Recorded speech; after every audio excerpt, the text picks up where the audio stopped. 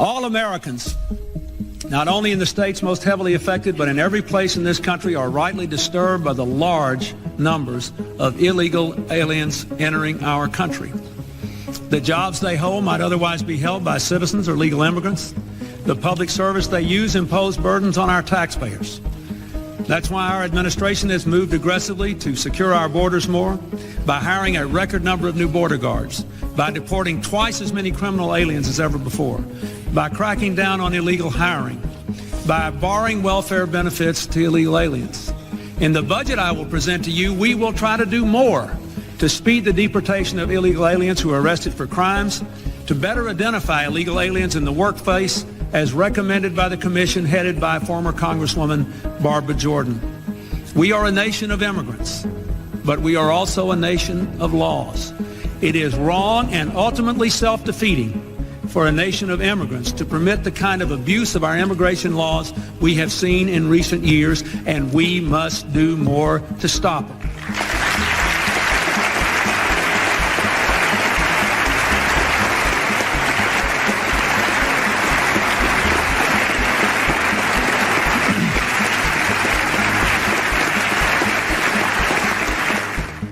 We are a generous and welcoming people here in the United States, but those who enter the country illegally and those who employ them disrespect the rule of law, and they are showing disregard for those who are following the law.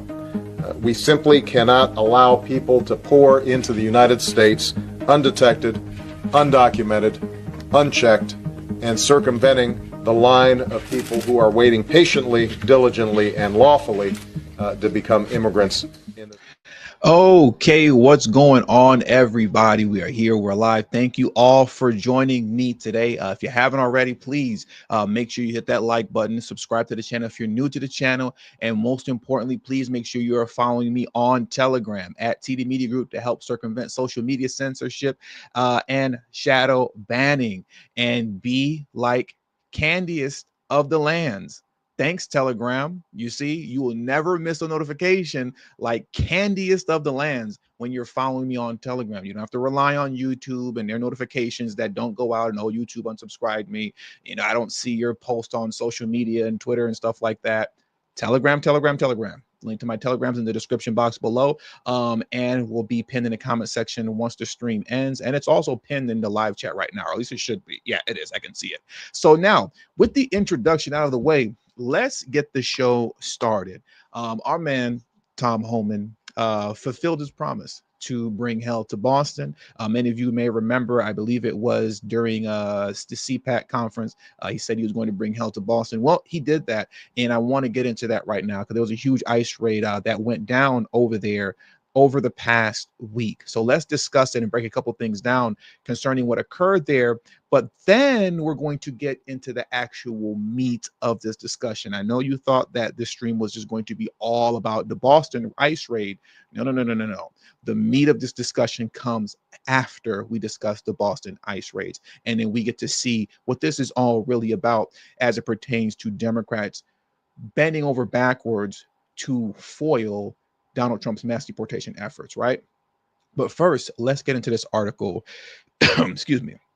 Let's get into this article here, right? Let's jump into this first.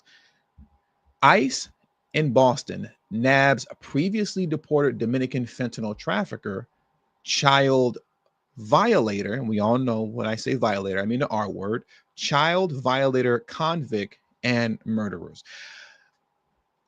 When I saw and I read this title here originally, what stood out to me is where it says previously deported Dominican fentanyl trafficker. Because if many of you remember, I believe it was last week, it wasn't this week, it was last week, I reported on that story of the Dominican fentanyl trafficker in New York who was previously deported, right? But ended up coming back under Biden. And now we have another situation, you know, of another Dominican trafficker of fentanyl. And I don't have much to add on to that. That's just something that's interesting to me. You know what I mean? That's kind of stands out. Like what's going on with the Dominican Republic and the trafficking of fentanyl, right? That's just something that just stands out to me, right? But like I said, I don't have much to add on that. But let's get into the article right here. Fox News has obtained mugshots.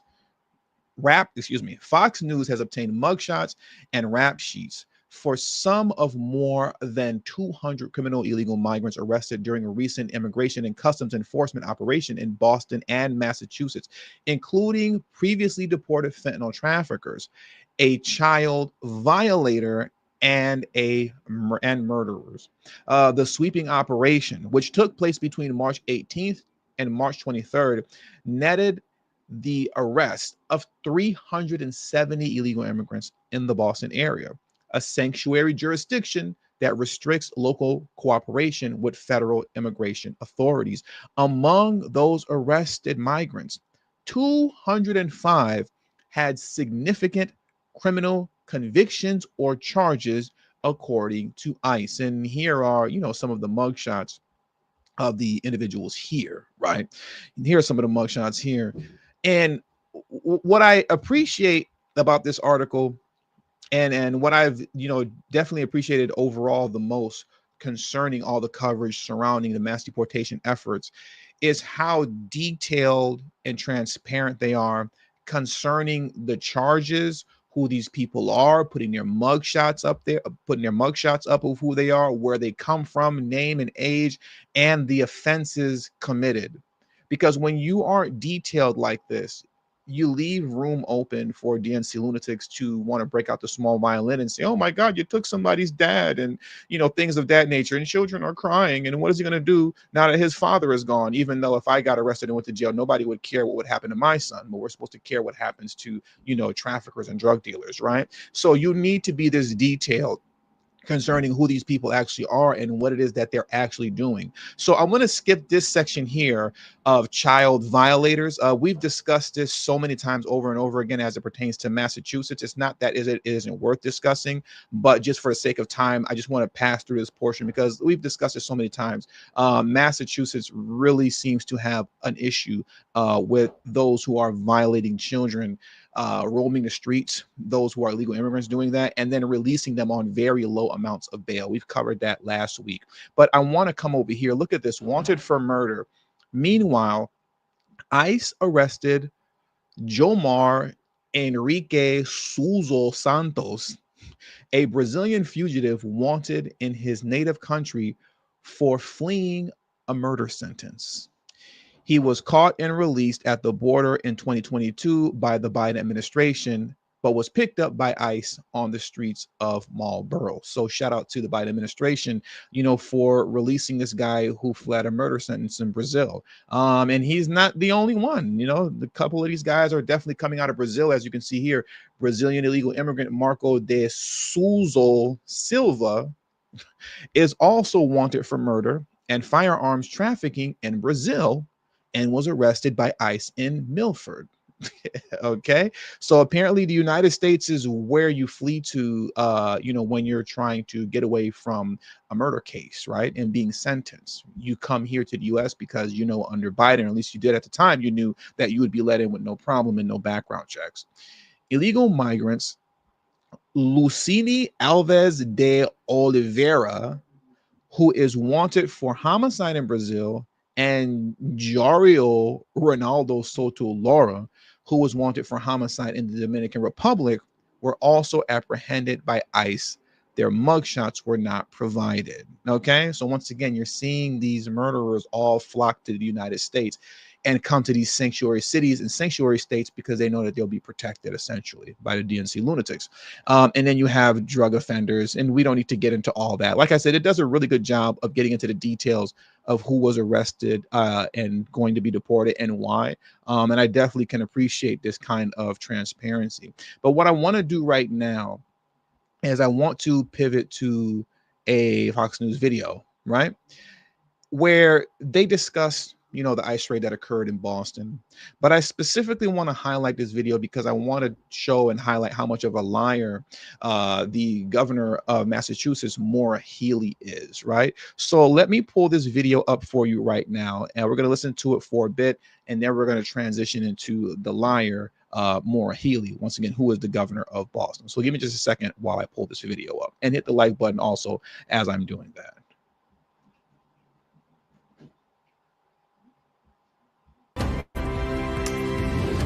Trump border czar Tom Homan in a war of words with Boston's mayor after ICE arrested nearly 400 migrants in Massachusetts.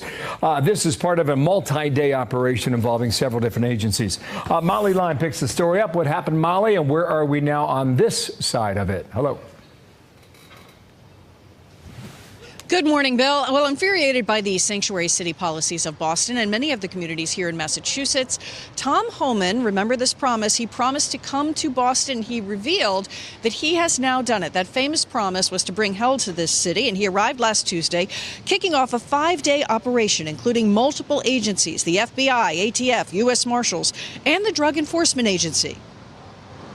And in 5 days, we arrested 370 illegal aliens, the majority of them public safety threats, including murders, child rape, armed robbers, and TDA members. So, you know, the men and women of ICE made Boston and Massachusetts safer from the operation they did there last week. And we're going to go back again. He also relayed his frustrations on X, writing of numerous child rape. Quote, ICE had to find and arrest these illegal alien rapists because Massachusetts and Boston are sanctuaries that refuse to cooperate with ICE. Homan slammed the Bay State's Democratic leadership, saying Governor Maura Healey and Boston Mayor Michelle Wu should be ashamed of supporting sanctuary policies. Healey promptly pushed back, highlighting her work as a former prosecutor, writing, Massachusetts is not a sanctuary state, and Massachusetts law enforcement regularly partners with federal agencies and federal law enforcement to keep people safe. In fact, just 2 weeks ago, the Massachusetts State Police were brought to the White House and recognized by President Trump and Attorney General Bondi for our partnership in arresting 24 members of a violent gang and fentanyl trafficking ring in Lawrence. And we also reached out to the mayor's office. The response from the city came from a spokesperson who questioned ICE actions. A spokesperson writing, we cannot confirm whether every individual was lawfully detained. We strongly urge ICE to release information on all the individuals detained in order to ensure transparency. Bill?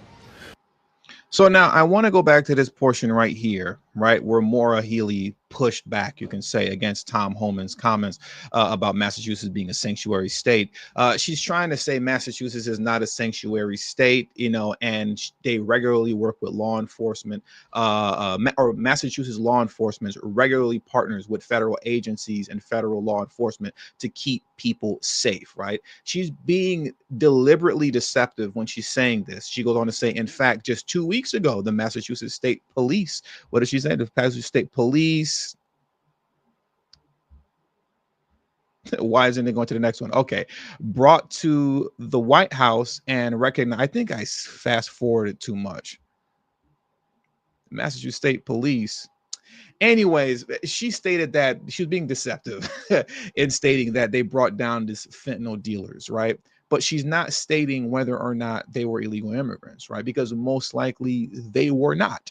They were not. And how can I say this with confidence? Well, how can I say this?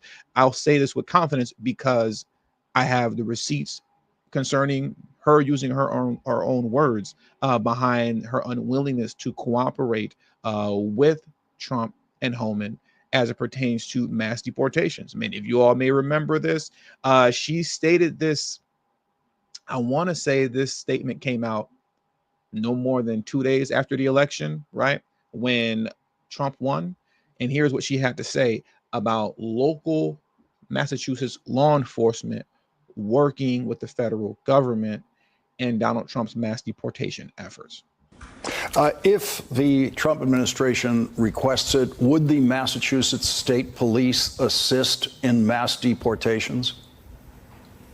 No, absolutely not. But, you know, let me say this. I do think it. Can we hear that one more time? If the Trump administration requests it, would the Massachusetts State Police assist in mass deportations?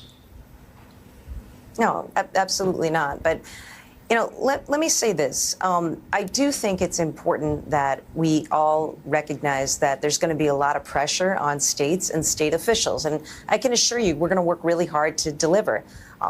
Some realities also need to be, noted, and that is in 2016, we had a very different situation in the courts. And while I'm sure there may be litigation ahead, there's a lot of other ways that people are going to act and need to act for the sake of their states and their residents. There's regulatory authority and executive powers and the like. There's legislation also within our states. So I think that the key here is that, you know, every tool in the toolbox has got to be used to protect our citizens, to protect our residents, and protect our states, and certainly to hold the line on democracy and the rule of law as a basic principle, right? So as you just heard her state, no, we're not going to help Trump, and we're going to use every tool in our toolbox to protect our residents, which is a cold word that they like to use. So they don't say to protect illegal immigrants. They don't want to say that, so they say protect our residents. But I mean, she's caught up in the lie right here. You saw and you heard the video for yourself, right? But now what I want to do is this. Give me just a moment while I pull up some other information here. You know, what is this all like really about, right? All of this as it pertains to Biden's migrant crisis, and then the obsessive need now for Democrats to stand in the way of Trump's mass deportation efforts. As I've discussed before in the past, but I want to carry on with the discussion now concerning some new revelations that have come forth, is that this is all about bringing in a new voter base. And it's a new voter base that clearly and obviously the Democrats desperately need, especially given the fact that they are at a 21% approval rating.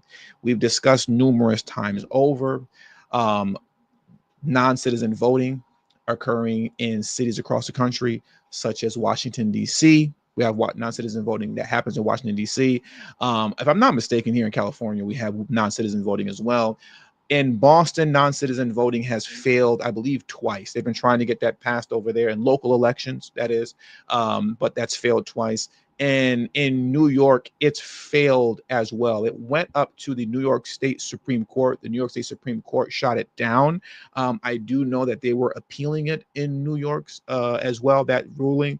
I don't recall what the outcome of that was, but once again, as it pertains to non-citizen voting in local elections in these DNC cities, right, they're aggressively attempting to bring that forth and make it a reality. And then the next logical step from there is, well, if they're voting in local elections, they might as well be voting in the national election.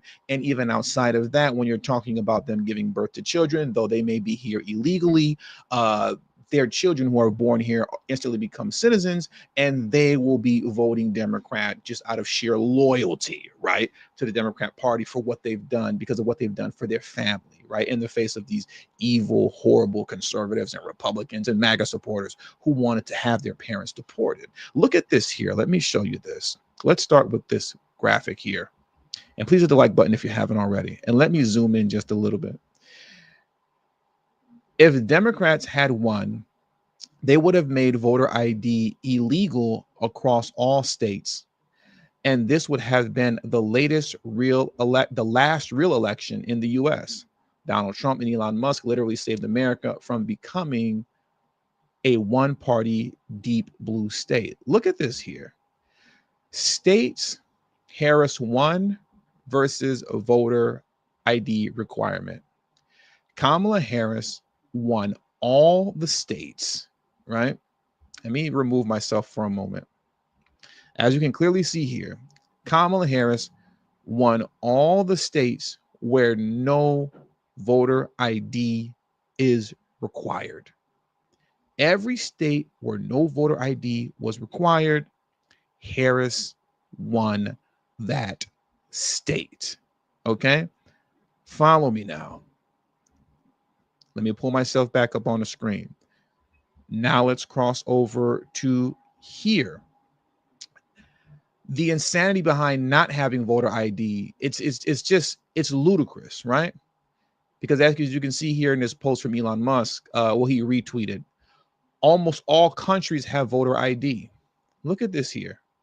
Countries with voter ID: Iceland, Sweden, New Zealand, Denmark, Canada, Ireland, Switzerland, Finland, Australia, Luxembourg, Netherlands, Germany, Austria, the UK, Spain, You got what's it? Uruguay, Japan, Italy, France, South Korea, Costa Rica, Portugal, Estonia, Israel, Czech Republic, India, Taiwan, Chile, Belgium, Slovenia, Lithuania, South Africa, Jamaica, Slovakia, Greece, Panama, Bulgaria, Indonesia, Argentina, Poland, Brazil, Ghana, Peru, Colombia, Hungary, El Salvador, Romania, Serbia, Hong Kong, Singapore, Georgia, Honduras, Ecuador, Bangladesh, Ukraine, Bolivia, Turkey, Kenya, Thailand, Lebanon, Nicaragua, Venezuela, Palestine, Pakistan, Iraq, and Haiti.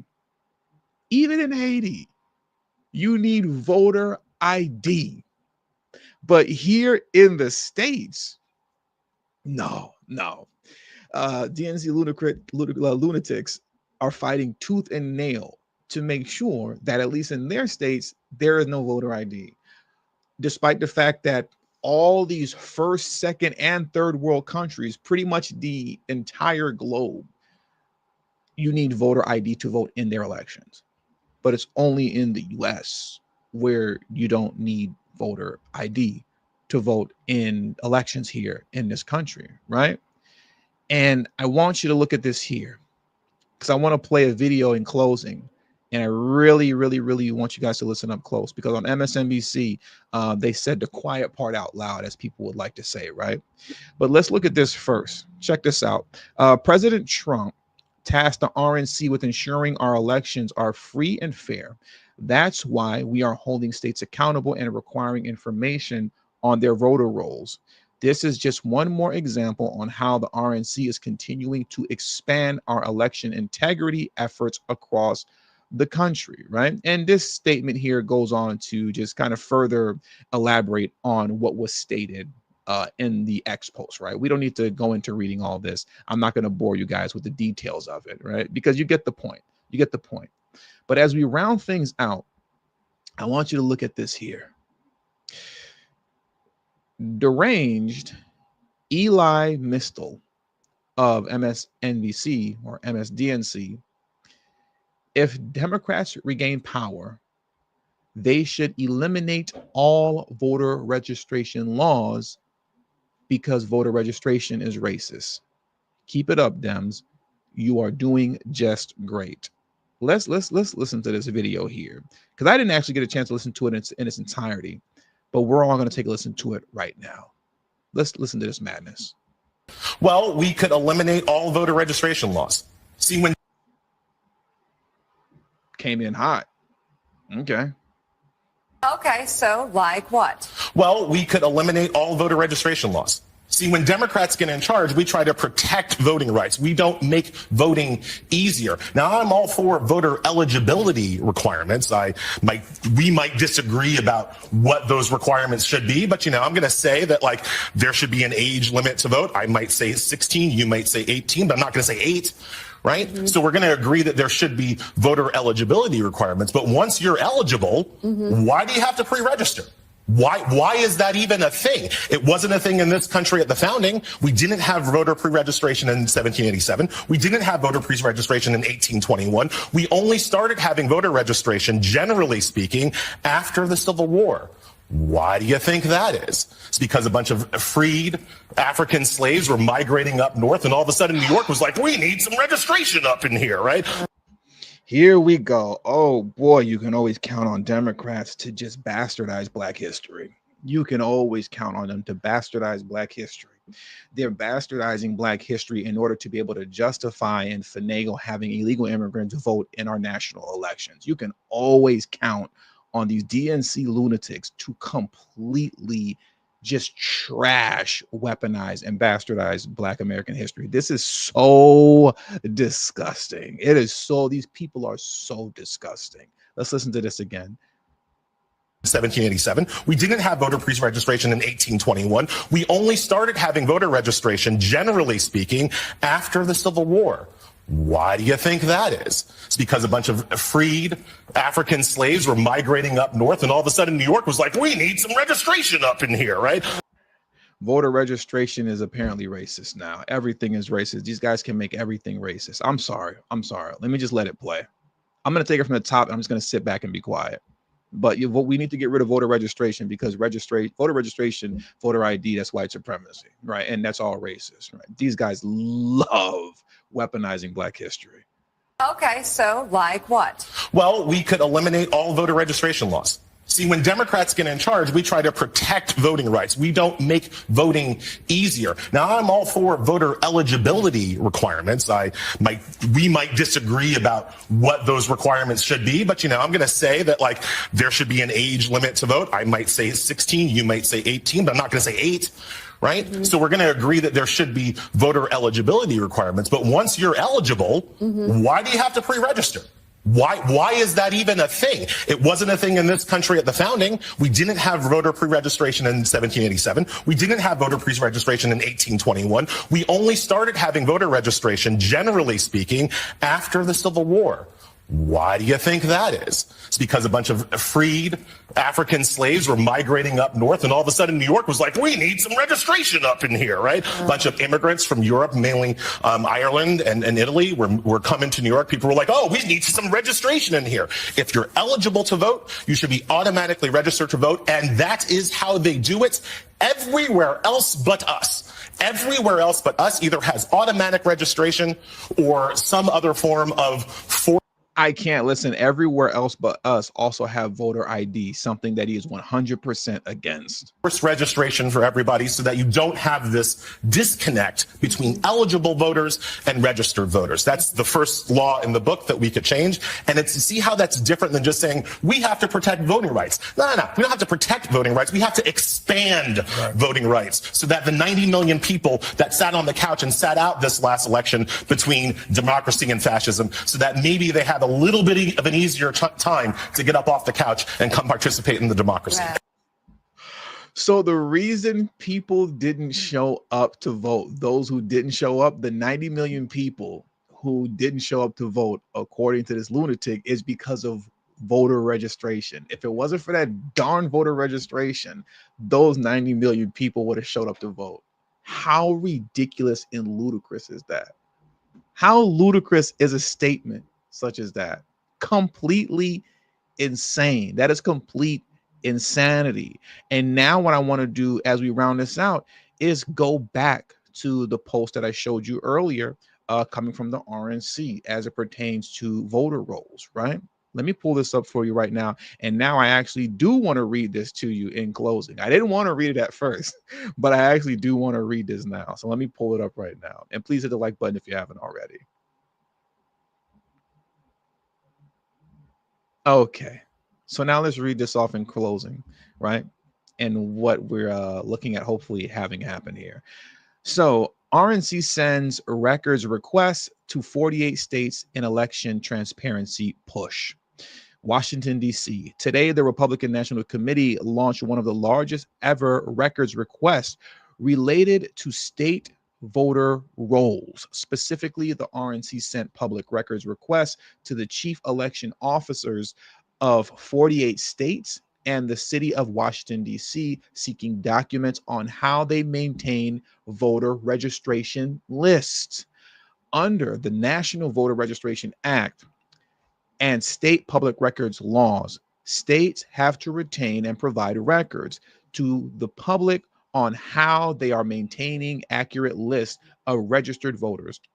The American people have the right to know if states are effectively taking steps to remove ineligible individuals from their voter rolls, including the deceased, criminals, out-of-state movers, and non-citizens, illegal immigrants.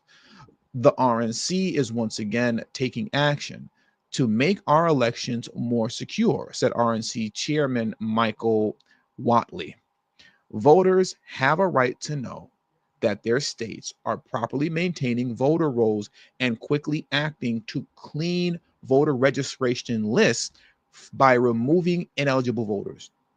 If states unlawfully block our requests, or if we discover that states have failed to accurately maintain their voter rolls, the RNC stands ready to act.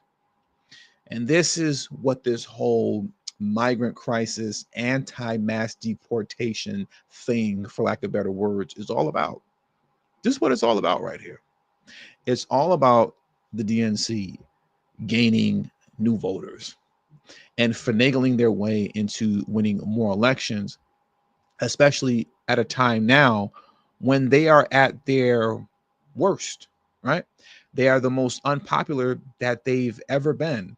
And that's not changing anytime soon. And to the contrary, by the numbers, Donald Trump is literally the most popular he's ever been when measured against himself. He is the most popular that he has ever been. And as it pertains to the mood of the country and whether or not the people feel that we are moving in the right direction, as we've discussed many times over, 44% of the American people believe that we're headed in the right direction. That is the highest that number has been since 2004. What is that? 21 years. The number hasn't been that high, and the American people have not felt that good about the direction that the country was headed into in 21 years. During the last month of the Biden-Harris administration, that number was 27%. So it went from 27% to 44%, right? That's what this is all about. And that's going to do it, ladies and gentlemen, for today's stream. It's going to do it for today's stream. So I want to thank you guys for joining me today. Please make sure you hit that like button on the way out.